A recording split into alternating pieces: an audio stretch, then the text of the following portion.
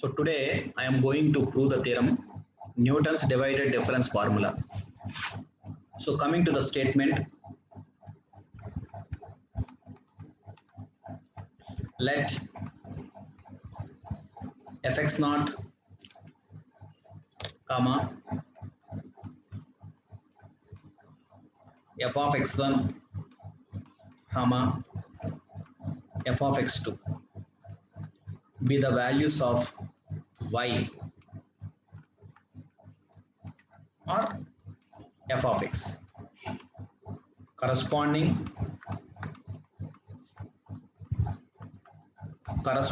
to the n plus 1 values x naught comma x1 comma x2 comma and so on xn of x comma not necessarily equally spaced, not necessarily equally spaced. It means the difference between x values need not be constant. Okay, so whereas in unit 1 the difference between x value should be constant. Every time the difference between two x values should be constant value. So whereas in Newton's divided difference formula, the difference between x values need not be constant. So that is not necessarily equally spaced. Then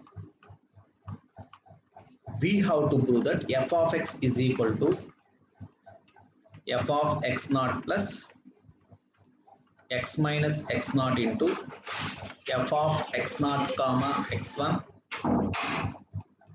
plus x minus x naught into x minus x1 into f of x naught comma x1 comma x2 plus x minus x naught into x minus x1 into x minus x2 into f of x naught comma x1 comma x2 comma x3 plus and so on plus x minus x naught x minus x1 and so on x minus xn minus 1 into f of x naught comma x1 comma x2 comma and so on xn.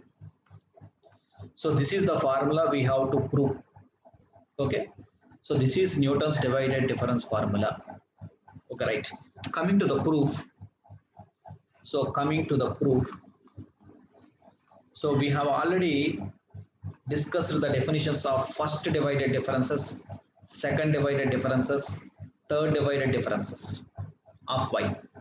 Okay, so by using those definitions we are going to prove this theorem. Okay, so first I am writing that given fx naught comma fx1 comma fx2 and so on fxn be the values of y corresponding to the values to the n plus 1 values. Okay, so here we are having n plus 1 x values and similarly n plus 1 y values. Okay, so n plus 1 values x naught comma x1 comma x2 comma and so on xn of x comma not necessarily equally spaced, not necessarily equally spaced. Okay, right. So now I am writing the first divided difference. It means we know that f of x comma x naught, it means the first divided difference of x comma x naught can be written as f of x minus f of x naught by x minus x naught. So this is by the definition of first divided difference. Okay, So we can write f of x comma x naught is equal to f of x minus f of x naught by x minus x naught. After that, on cross multiplication, we get, so x minus x naught into f of x comma x naught is equal to f of x minus f of x naught. So I want the value of f of x. So that we get f of x is equal to f of x naught plus x minus x naught into f of x comma x naught. So on bringing this negative term to left side, we get the value of f of x. So that I am writing f of x is equal to f of x naught plus x minus x naught into f of x comma x naught. So treat this as equation number 1. Okay. So once again, I am writing the second divided differences. Now f of x comma x naught comma x1.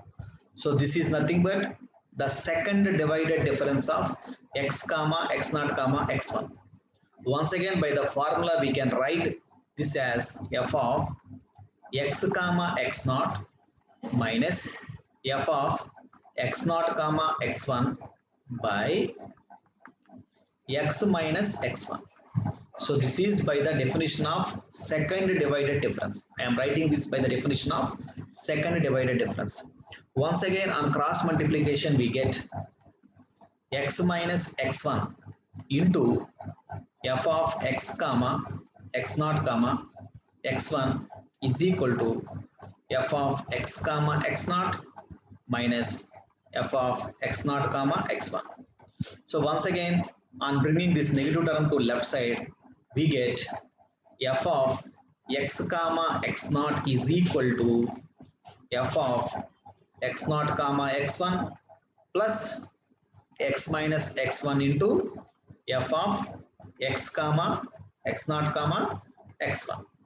So treat this as equation number 2. Okay. So now I am writing the third divided difference.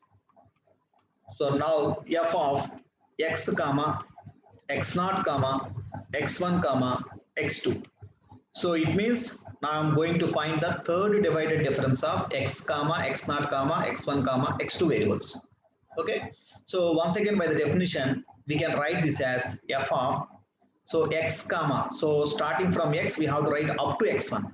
It means x comma x naught comma x1 minus f of, we have to write the first, we have to leave the first variable, and from second variable onwards we have to write up to ending, so that we get f of x naught comma x1 comma x2 by first minus last. It means x minus x2. Okay. So once again, on cross multiplication, we get x minus x2 into f of x comma x naught comma x1 comma x2 is equal to f of x comma x naught comma x1 minus f of x naught comma x1 comma x2. So once again, I'm bringing this negative term to the left side. We get f of x comma x naught comma x1 is equal to, so this negative term becomes positive term, so that we get f of x naught comma x1 comma x2 plus x minus x2 into f of x comma x naught comma x1 comma x2. So now I am treating this as equation number 3. Okay. In the same way, if you proceed like in the same way up to n terms. So now I am considering f of x comma x naught comma x1 comma x2 comma and so on up to xn. So since we are having x values up to xn, so that I am considering from x to xn. So in this bracket we are having n plus 2 terms. In this bracket we are having n plus 2 terms. It means I am finding n plus 1 the difference. Okay. So if we are having 4 values, we say that we are finding third divided difference. Similarly, if we are having three values, we are going to find second divided difference. In the same way, if we are having n plus 2 values in the bracket, then we say that is n plus 1th divided difference. Okay, so now I am finding n plus 1th divided difference, right? So according to the definition, so this is equal to f of, so from first value onwards we have to write up to last but one value. It means we have to write x comma x naught comma and so on up to xn minus 1. So the last but one value is xn minus 1 minus f of, from second value onwards we have to write up to last value. It means x naught comma x1 comma x2 comma and so on xn by first minus last value. What is the first value? X minus last value is xn. So this is n plus 1th difference, n plus 1th divided difference of those variables. Okay, once again on cross multiplication we get x minus xn into f of x comma x naught comma x1 comma x2 and so on xn is equal to f of x comma x naught comma and so on xn minus 1 minus f of x naught comma x1 comma x2 and so on xn. Once again on bringing this negative term to the left side, we get f of x comma x naught comma and so on xn minus 1 is equal to, so f of x naught x1 x2 and so on xn plus x minus xn into f of x comma x naught comma x1 comma and so on up to xn. So now I am treating this as equation number 4. Okay, so in between 3 and 4 we are having a lot of equations, but I am treating this as equation number 4. So after getting these 4 equations, now what we have to do is now multiply. So now multiply equation 1 with 1. Okay, and equation 2 with x minus x naught, with x minus x naught, and equation 3 with x minus x naught into x minus x1 and so on. Equation 4 with x minus x naught into x minus x1 into and so on up to x minus xn minus 1. So we have to multiply all the 4 equations with these values. Okay, so now I am multiplying equation 1 with 1. So once again, what is equation number 1? So equation number 1 is f of x is equal to f of x naught plus x minus x naught into f of x comma x naught. So that is equation number 1. So we have to multiply that equation with 1 so that we get f of x is equal to f of x naught plus x minus x naught into f of, once again I am seeing that, x comma x naught, f of x comma x naught. Okay, so after multiplying equation 1 with 1 we get f of x is equal to f of x naught plus x minus x naught into f of x comma x naught. Okay, so after that what we have to do is multiply equation 2 with x minus x naught. Okay, we have to multiply equation 2 with x minus x naught so that we get x minus x naught into f of x comma x naught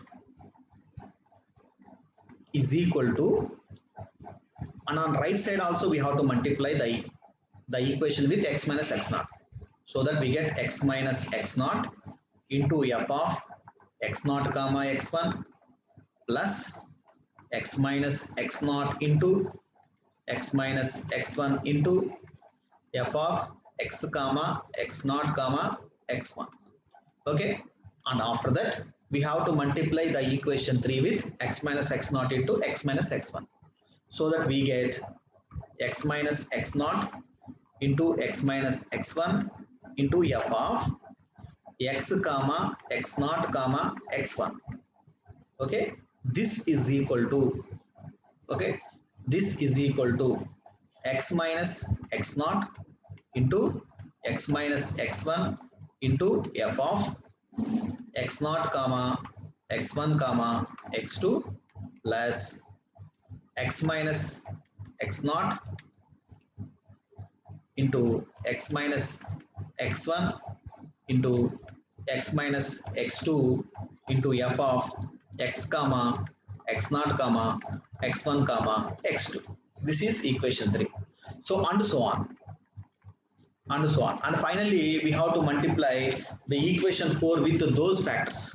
Okay, so that we get x minus x naught into x minus x1 and so on, up to we have to multiply x minus xn minus 1 into f of x comma x naught comma x1 and so on up to xn minus 1 is equal to, and on right side also we have to multiply with those facts, so that we get x minus x naught, x minus x1 and so on up to x minus xn minus 1 into f of x naught comma x1 comma x2 comma and so on up to xn plus, and also we are having x minus x naught into x minus x1 and so on up to x minus xn into f of x comma x naught comma x1 comma x2 and so on up to x. Okay, so I multiplied all the 4 equations with those factors. Now what we have to do is we have to add all these 4 equations. Okay, so now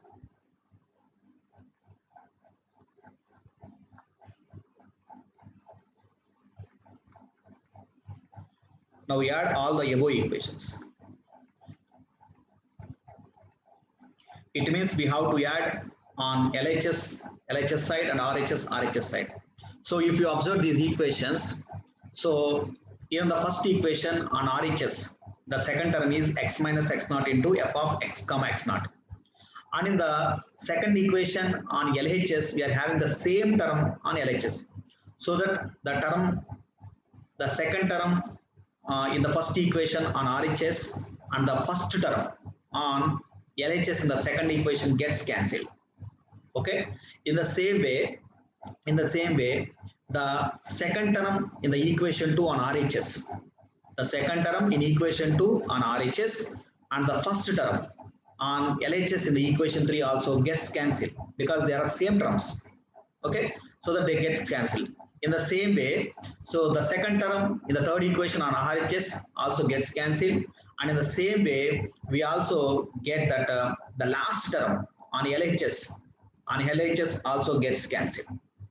Okay, so that after cancelling all these terms, finally we get f of x is equal to, so the remaining terms are f of x is equal to f of x naught plus next one x minus x naught into f of x naught comma x1, after that plus x minus x naught into x minus x1 into f of x naught comma x1 comma x2, plus if you write next term we get x minus x naught into x minus x1 into x minus x2 into f of x naught comma x1 comma x2 comma x3 plus and so on.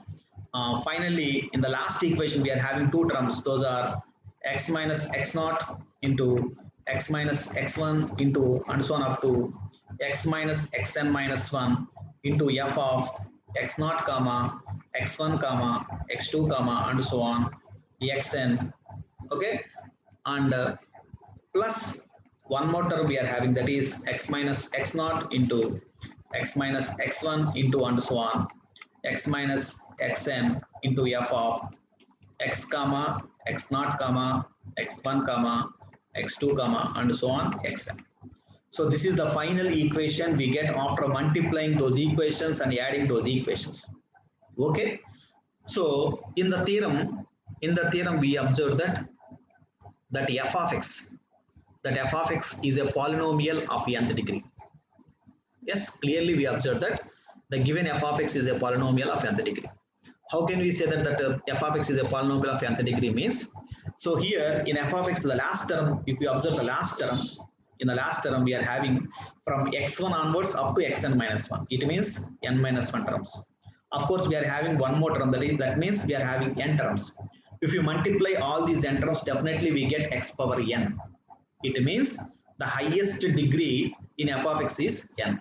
So that we say that f of x is a polynomial of nth degree. Whenever we are having a polynomial of nth degree, then definitely the n plus 1 difference should be equal to 0. Okay, so the difference should not be greater than that degree.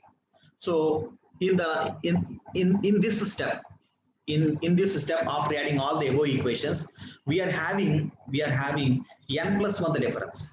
So where it means, so in the last term we observe that f of x comma x naught comma x1 comma x2 comma and so on xn. So if you observe that these are how many values? If you observe that these are n plus 2 values in f. Whenever we are having n plus 2 values in f, then we say that is n plus 1 the difference. Okay, if we are having 4 values in f, we say that is a third divided difference. In the same way, if we are having n plus 2 values, then we say that is n plus 1 the difference. But since f of x is a polynomial of nth degree, so that n plus 1 the divided difference should be 0. So we have already discussed this about this point in Newton's forward difference formula and also in Newton's backward difference formula. Okay, so once again I am telling, because of f of x is a polynomial of nth degree and we are having n plus 1 the divided difference, that should be equal to 0. So that is what I am writing here. So since f of x is a polynomial of nth degree,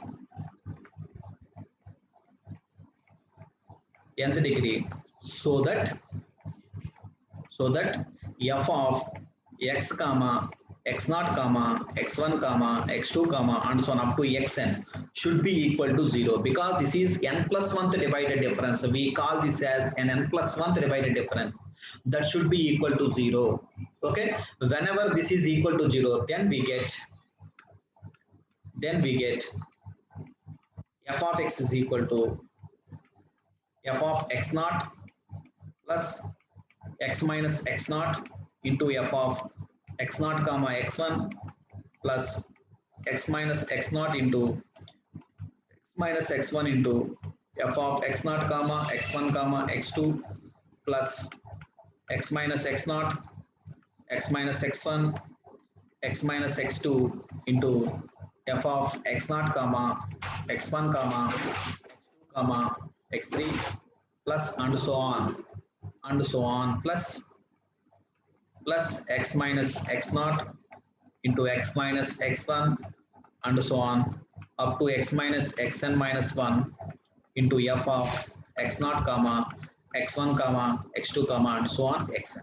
So this is Newton's divided difference formula.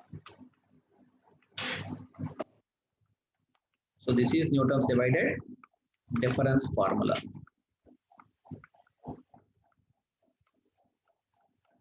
Right.